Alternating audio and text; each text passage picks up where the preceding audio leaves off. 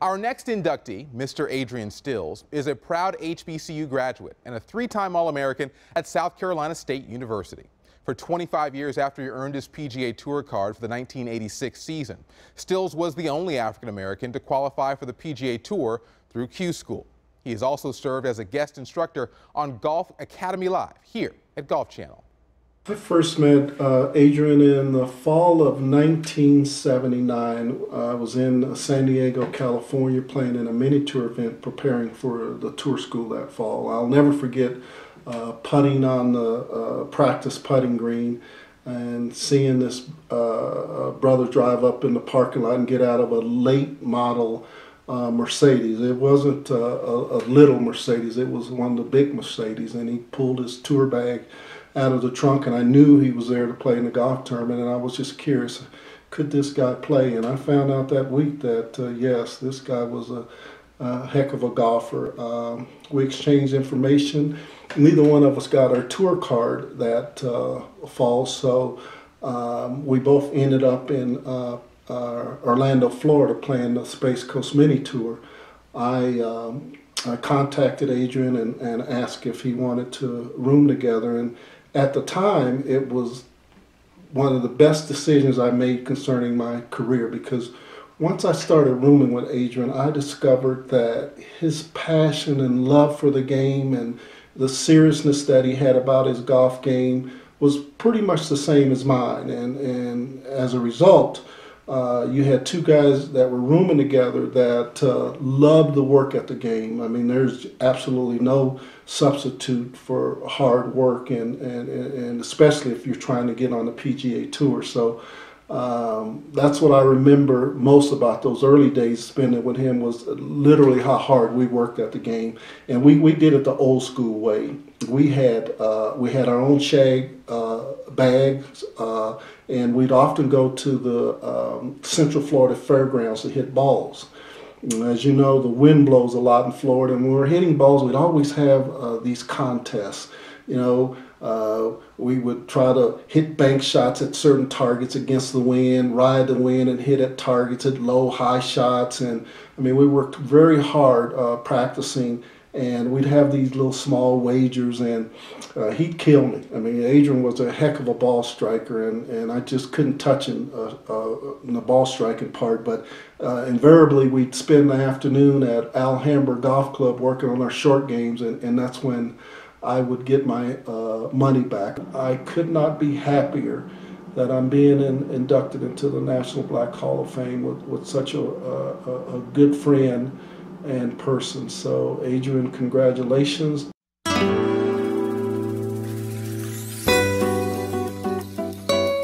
A true champion is measured not by the blessings he receives, but how he uses his blessings. Adrian Stills is a shining example of one who carries such a spirit.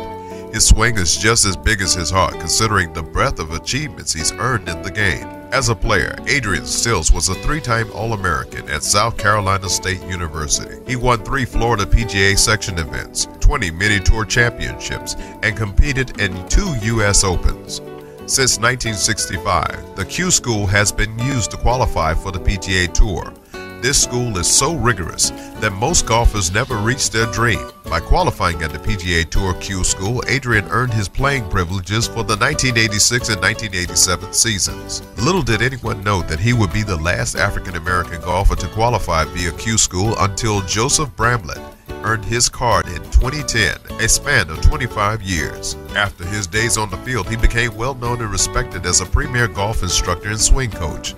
Stills has worked with Phil Rogers, who taught the short game to Jack Nicklaus, and Fred Griffin at the Grand Cypress Academy of Golf in Orlando. He's been featured on the Golf Channel Lesson Academy and taught at the Robert Trent Jones Golf Trail in Alabama, as well as Hank Johnson's Golf School in Sedestin Beach, Florida. Despite Adrian's accomplishments, he never forgot where he came from, and in 2004 he joined a small group from the local community in his hometown of Pensacola, Florida, to establish the first tee of Northwest Florida. There he served as the program's first executive director, where he introduced the game of golf to thousands of young people. More recently, he teamed with the Advocates USA to establish a professional golf tour designed to identify young African-American golfers, mentor, and help them to the PGA Tour.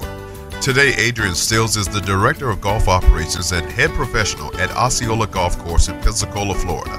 We celebrate his living legacy and welcome him to the National Black Golf Hall of Fame, Class of 2012.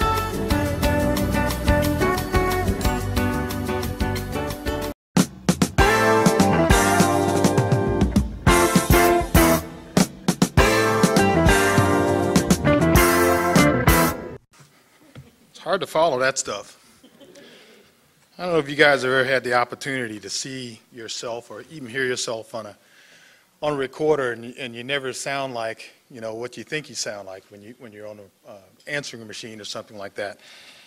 That's much like the experience I just had watching that video. I look at that and I said, first of all, first and foremost, I got to tell you, God is great. When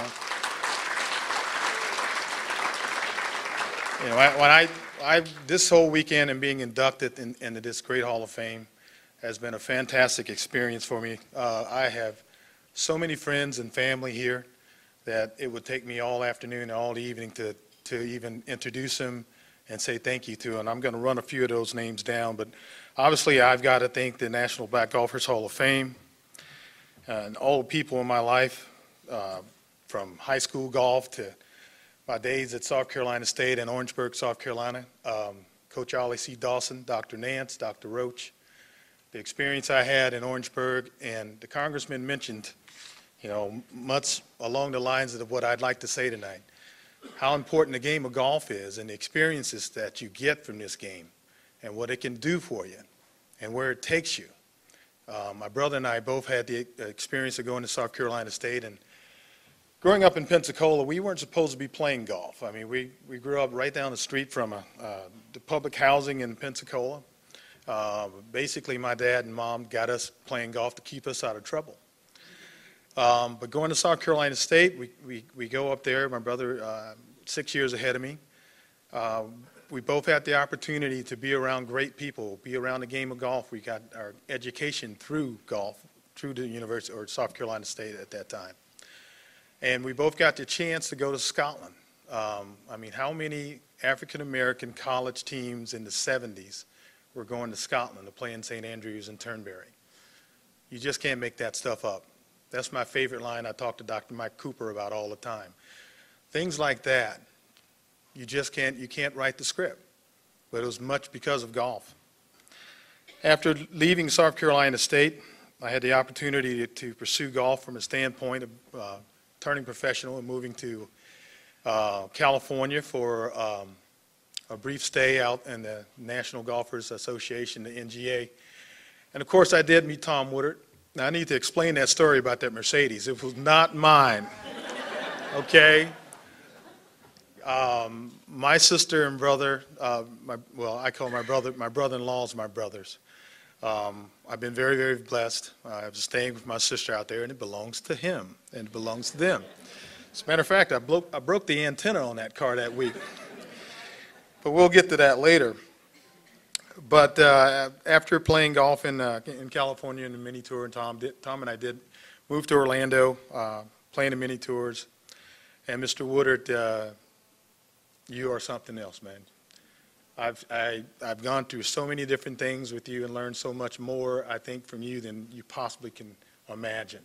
How you handle yourself as a professional, your entire life, and the way your diligency and the way that you've always prepared yourself very, very well for everything you've ever done. And I thank you for everything you've given me. Thank you very much, Tom.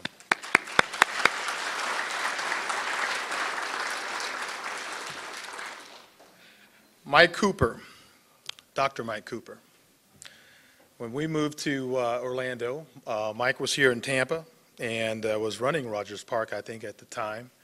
I got a chance to meet Mike actually through Tom Woodard. And Mike, to this day, is one of my closest friends. Very mild-spoken, but sharp as a tack. He was a great golf administrator. Does a fabulous job with the first tee, and he's a good friend. Thank you very much, Michael Cooper.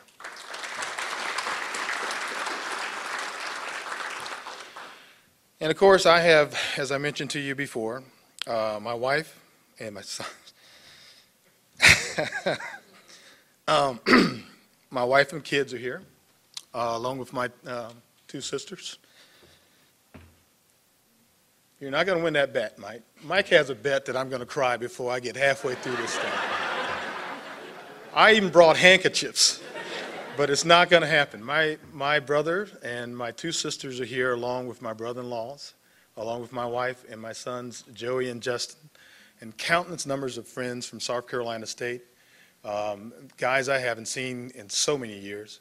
My roommate came down, Mr. Darrell Beatty, who just got a fabulous job with the PGA of America. Darrell, if you're in there, I can't see you with these lights, but I hope you're there, and I want to congratulate you on your new job assignment with the PGA of America.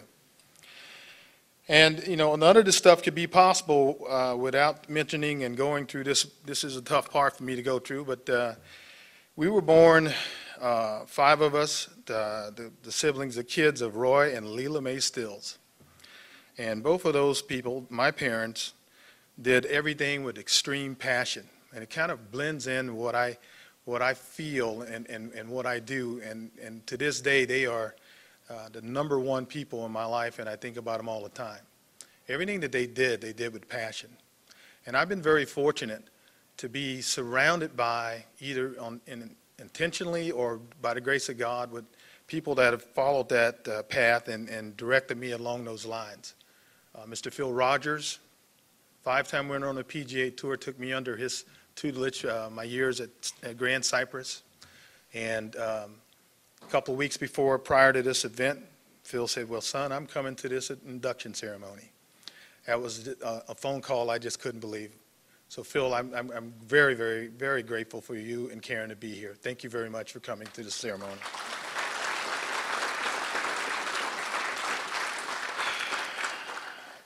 Dr. T.J. Dorsey. I don't know if Dr. Dorsey's here. I didn't see him at the golf course today. But a lot of you may know him from the Central Florida area. He's been running and done a very, very successful job with the Orlando Minority Junior Golf Program. Another huge mentor and a passionate person and a big influence in my life. Moving to Orlando, struggling on the mini tours. Doc gave me a lot of direction. He gave me a lot of, maybe do a lot of soul searching. Not that I needed the whip to practice hard, but he also taught me how to practice correctly and smart, and to try to develop my mind to be able to accept the challenges of playing professional golf. So, Dr. Dorsey, I thank you very much for that. And as I mentioned to you before, again, you can't make these things up.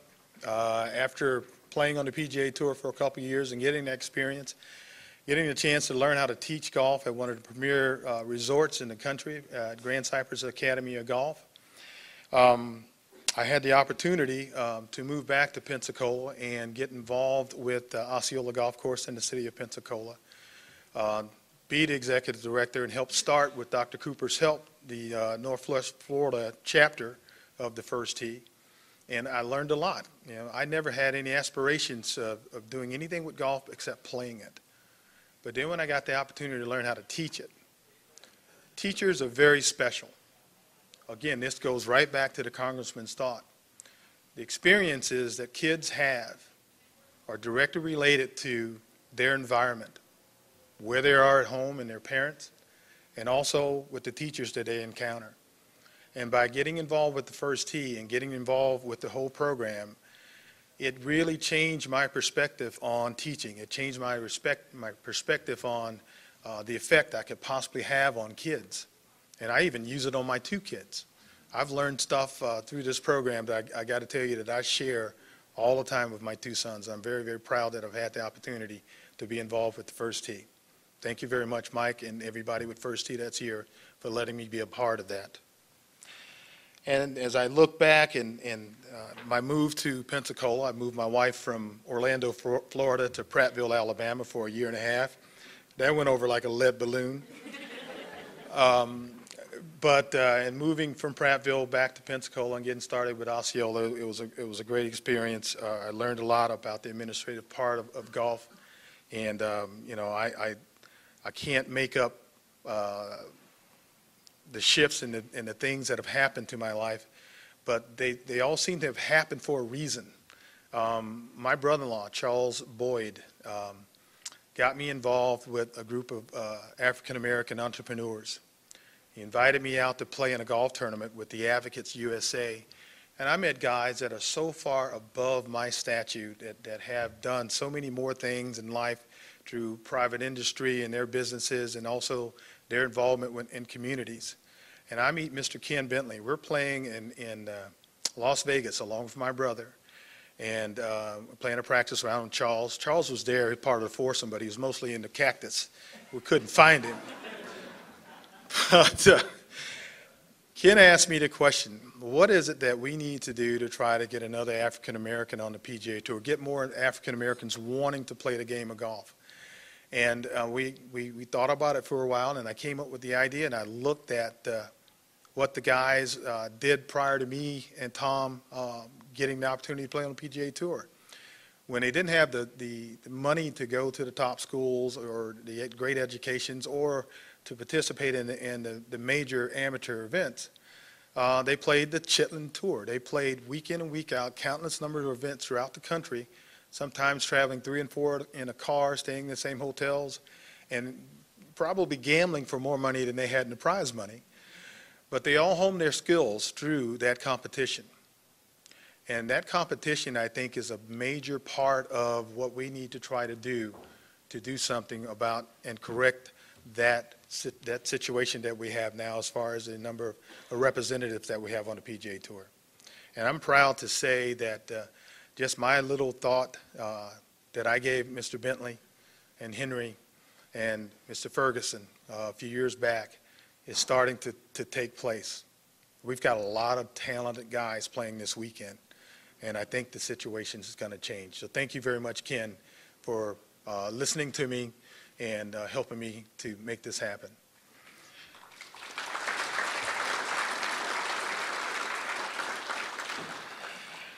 And you know, I can't say enough going back to the number of people that are here. I've got my loving wife of 29 years over there, Marie.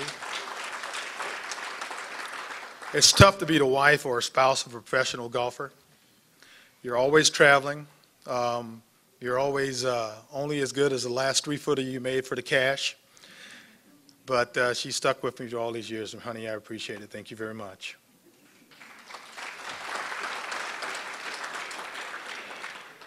Yeah, my experiences have been broad and have been fantastic. And if I had to kind of sum this whole thing up, someone also asked me about how hard it was to try to get your PGA Tour card. Tom and I used to hit countless practice balls. When I was a kid, my dad, who had all this huge passion in everything he did. My dad would have passion when he was in construction, in building buildings and walls, and my brother takes after that. And my mom had this passion about it. Whatever you do, my mom would say, you know, don't let anybody outdo you. Okay, if they got more tools than you, you just work harder. Okay, my dad would do the exact same thing. I mean, he one time, we didn't have a whole lot. He one time had the opportunity to go buy my mom a car, a used car. And he goes off and he comes back with a piano. Okay, Dad's got a piano. Okay, why does he have the piano? I'm really little. I've got 3 older sisters. 2 of them are here. 1 passed away. But he brings the piano in. We push it into the house. And I mean, if you see our house, you wonder how we even had a piano in the house. It's just not that big. But he just wanted his daughters to learn how to play the piano. He wanted them to know the discipline that it took to learn how to play the piano. And then he knew it would take him places. And my 2 other sisters that are here now are very, very special. One has her master's in music and taught school for 35 years. The other one's an actress, singer, and has lived in Orange County, California for many years and still performs to this day. The other passion part, as far as my parents are concerned, of my brother and I, golf, yes, kept us out of trouble, but it put both of us through school. And at a very early age, we didn't have a range at the golf course, which I happen to be the head pro of now. My dad said, okay, back in the 70s, there's this guy named Jack Nicklaus. He's winning everything, okay? He read somewhere where Jack used to hit 1,000 practice balls a day. So I said, man, well, how am I going to do that, Dad? We just had this field, and I don't have that many golf balls. My mom sews together a cloth shag bag that I could put 25 balls in. Do you remember can you imagine how many times I had to hit those balls, pick them up, and hit them again to have 1,000 balls in that day and still play? But I tried to do it. I tried to do it. And it was all because of the example that my parents laid out for me. And I can't thank you enough for allowing me to be a part of this Hall of Fame, because when I look at the achievements of the people that are here tonight and the people that I'm going in with, that's the common denominator: hard work and passion.